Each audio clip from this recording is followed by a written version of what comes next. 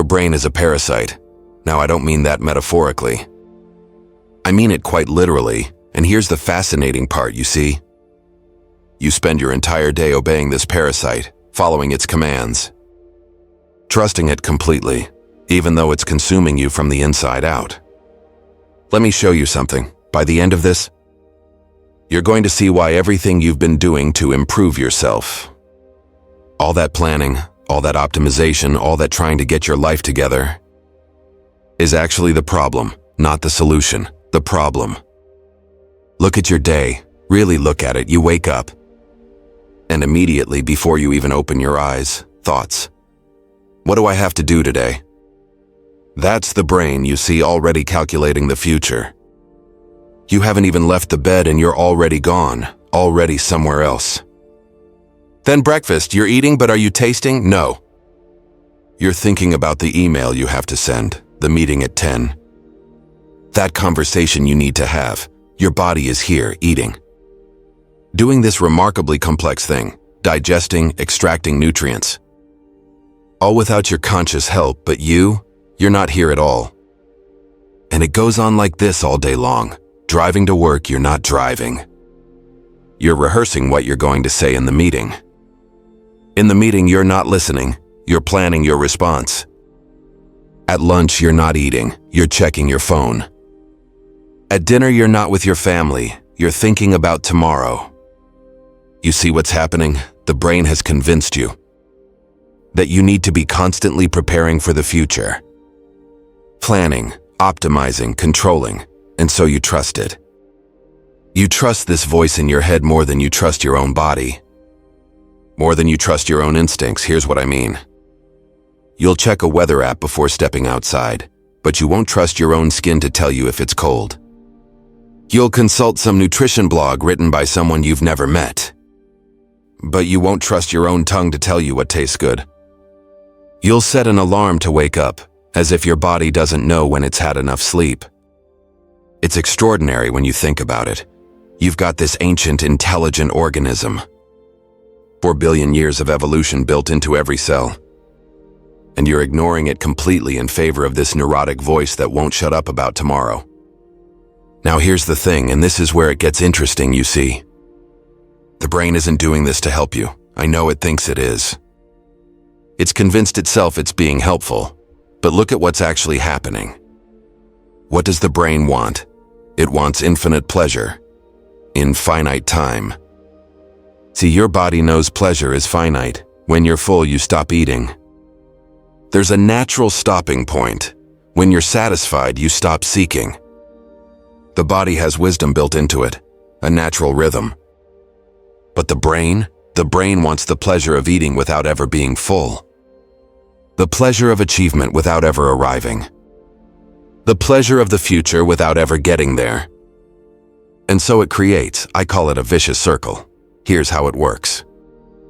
The brain promises you that if you just plan a little better, control a little more, optimize a little harder, then you'll finally be able to relax. Then you'll finally be able to trust yourself.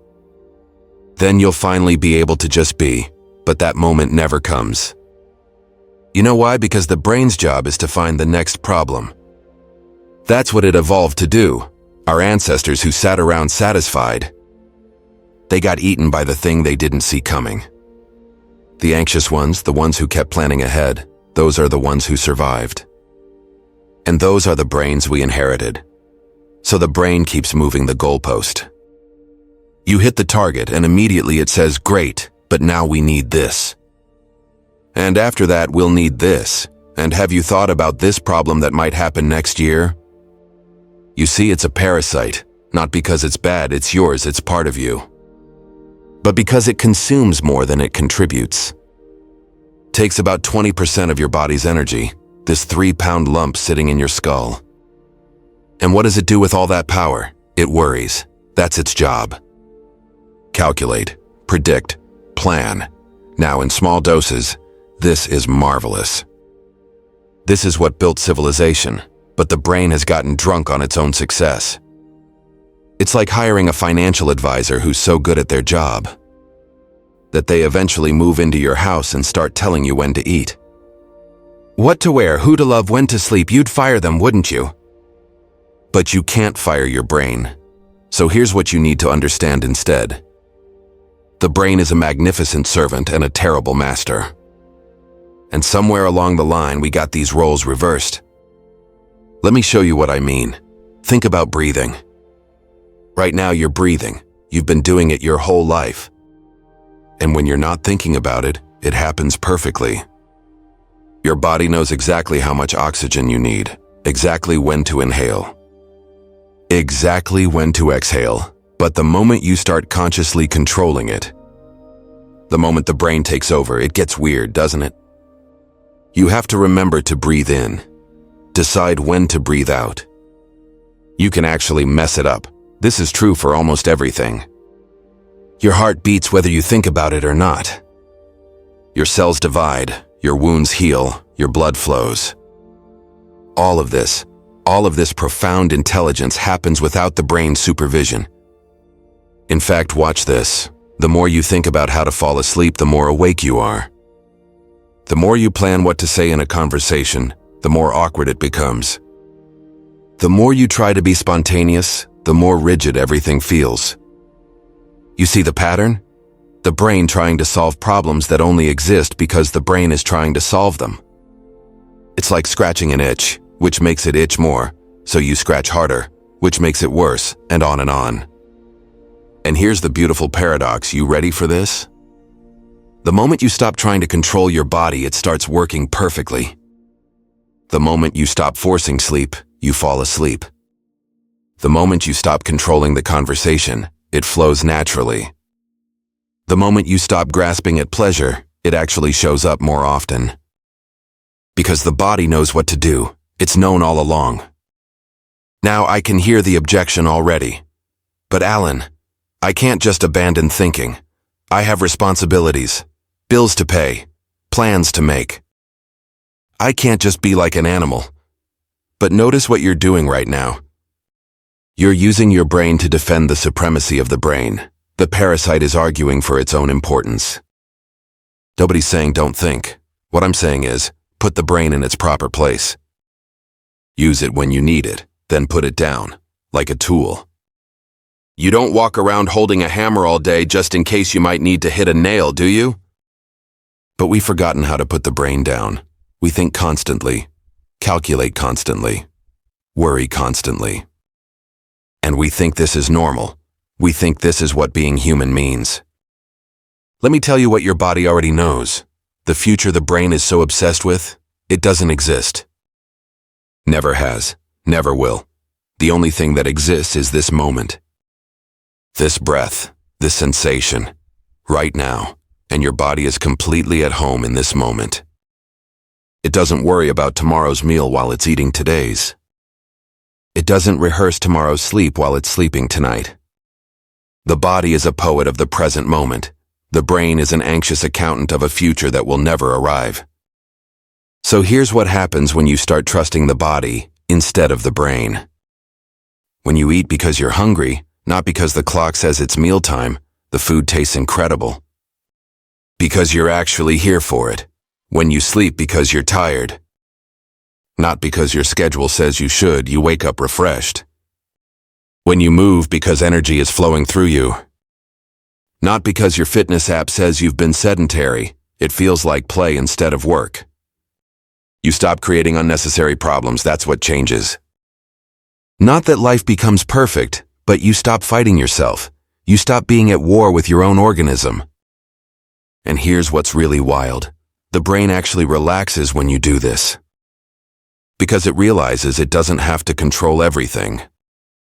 It can go back to what it's actually good at, being a brilliant tool for solving specific problems when they arise. Not a tyrant, a tool. Think about it. Your body already knows how to regulate temperature. When to sleep, when to wake, what foods you need. It knows without thinking how to heal a wound, digest a meal, balance on two legs. This is intelligence. Profound intelligence. 4 billion years of evolution.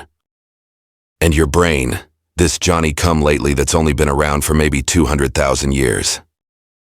has convinced you to ignore all of that ancient wisdom in favor of its neurotic calculations. It's absurd when you see it clearly, like firing a master craftsman with 4 billion years of experience to hire a nervous intern. So here's my invitation, and it's simpler than anything the brain would ever suggest because the brain loves complexity. Just for today, just for this moment, try trusting the body. Listen to it. Not to control it, not to optimize it, just to hear what it's actually saying. What's your body asking for right now? Not what should it be asking for according to your schedule. Feet or your diet plan or your productivity system, what is it actually asking for? Maybe it's asking to rest, but you've been ignoring that because you haven't earned rest yet. Maybe it's asking to move, but you've been sitting still because it's not your scheduled workout time. Maybe it's asking to be still, but you've been forcing activity because stillness feels like laziness. Just listen, and then, and this is the radical part, do what it's asking for. Because I promise you, and you can verify this for yourself right now, the body knows the way home. It's known it all along, you just forgot to listen. The brain is not your captain, never was. It's the navigator. The body is the ship. And the present moment, this breath, this sensation happening right now, this is the only ocean that exists. So trust the body. It's not going to lead you astray. It can't. It's been navigating these waters for 4 billion years. The brain has been here for 200,000. Who would you trust, the ancient master or the nervous intern?